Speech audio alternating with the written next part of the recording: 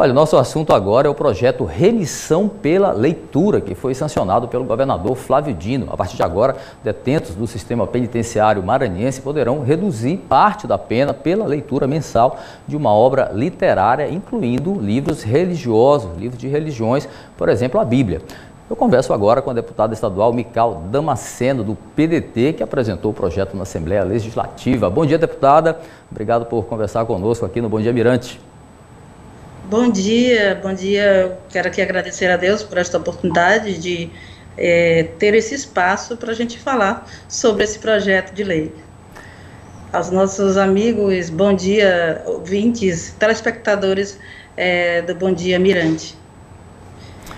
Deputada, basicamente o projeto Remissão pela Leitura se resume em os presos terem a possibilidade de reduzir as suas penas por meio da leitura de pelo menos um livro mensal. Como se dará essa redução? Quantos livros precisa ler para reduzir um dia de pena? Como vai funcionar na prática? Na verdade, essa lei de remissão pela leitura já é existente desde 2017, a lei 10.606, e apenas esse projeto de lei que nós demos entrada e, pela graça de Deus, foi aprovada pela Casa e sancionada pelo nosso governador. Eu quero aqui até aproveitar para agradecer aos nossos colegas deputados, ao presidente Otelino, que sempre tem apoiado e tem nos dado força dentro dos projetos de lei que a gente tem dado entrada. E, assim, na verdade, foi apenas um aumento, nós aumentamos o parágrafo 1º e 2º do artigo 4º desta lei que já existia desde 2017. Não é uma obrigação, né? Houve uma má interpretação sobre esta lei apenas para inclusão, né, no acervo bibliográfico nos presídios, né? Então, assim, ninguém é obrigado a ler, vai ler quem quiser, né? Os detentos não são obrigados a ler. A obrigação é a questão da inclusão no acervo bibliográfico.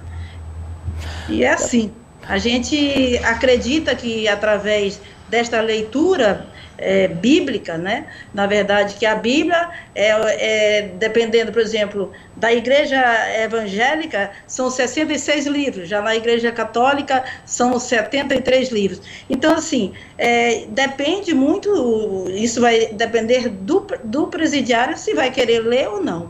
Deputada, nós ouvimos também uma advogada especialista em direitos humanos sobre esse assunto. Vamos ouvi-la.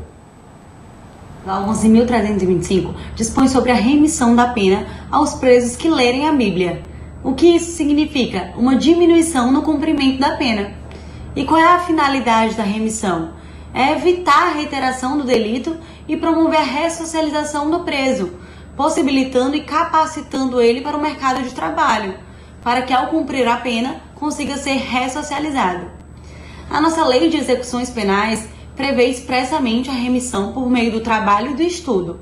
E uma resolução do Conselho Nacional de Justiça de 2013 dispôs expressamente sobre a remissão por meio da leitura.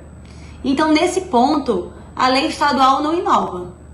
O que ela traz de diferente é a obrigatoriedade da presença da Bíblia nesse acervo bibliográfico dos presídios estaduais. No entanto, é preciso ter cautela por se tratar de um assunto religioso. E é por isso que a doutrina e a jurisprudência divergem sobre a constitucionalidade dessa lei realmente.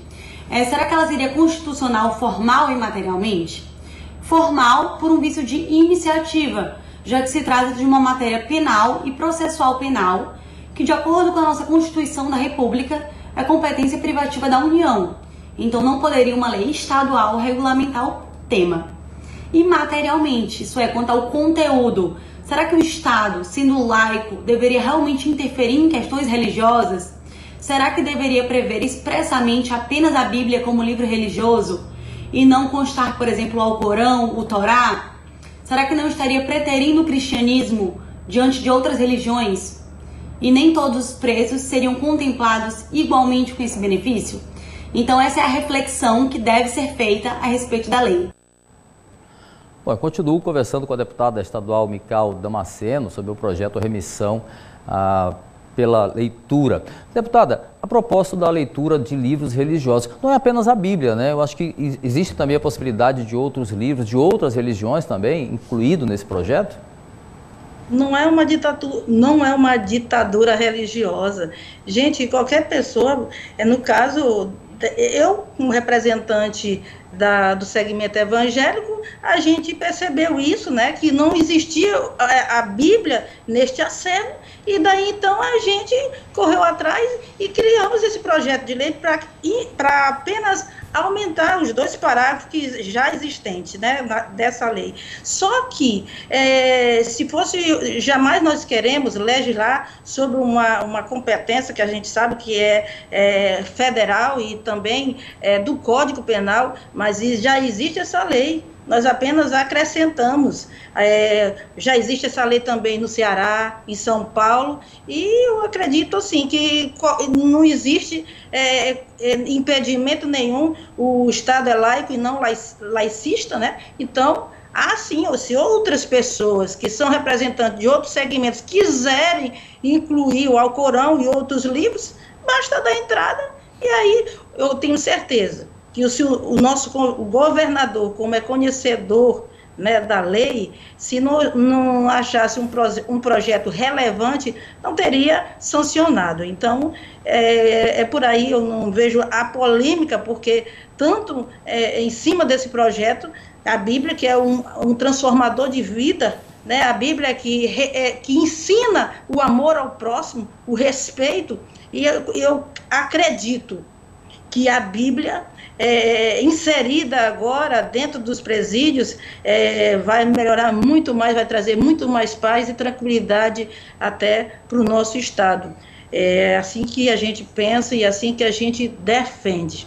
Deputado, especificamente sobre a Bíblia, como se dará a contabilidade dessa leitura? Vou explicar. A Bíblia, ela tem uma unidade, ela é um único livro, mas nós sabemos que é um livro subdivididos por 66 livros, aí divididos no Antigo e Novo Testamento, existem livros poéticos, livros históricos, os evangelhos, as cartas. Eu lhe faço essa pergunta pelo seguinte: existem alguns livros, principalmente do Novo Testamento, como a 2ª Epístola de João, a 3ª Epístola de João, o livro de Judas, que é apenas um capítulo, mas ainda assim configura-se um livro do Novo Testamento. Vale a leitura de um livro da Bíblia, uma carta, por exemplo, como a leitura de um livro completo? Vale sim. Não há problema nenhum, confere-se com o livro.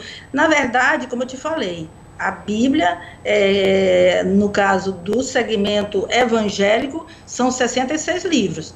Já dos católicos praticantes, é um número maior. Então, assim, vai depender, e isso aí vai depender da pessoa que vai julgar. Na verdade, isso daí já não entra mais assim no nosso mérito, né? Da gente explicar sobre isso. A única coisa que nós fizemos foi apenas entender que a Bíblia deveria existir, né, ser inclusa dentro desse acervo.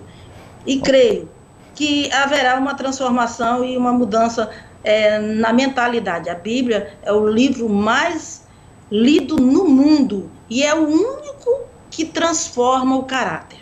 Sim. Deputado, uma última pergunta. Como o preso pode comprovar a leitura? Vai ser cobrado dele uma redação, uma resenha, para que comprove a leitura do livro?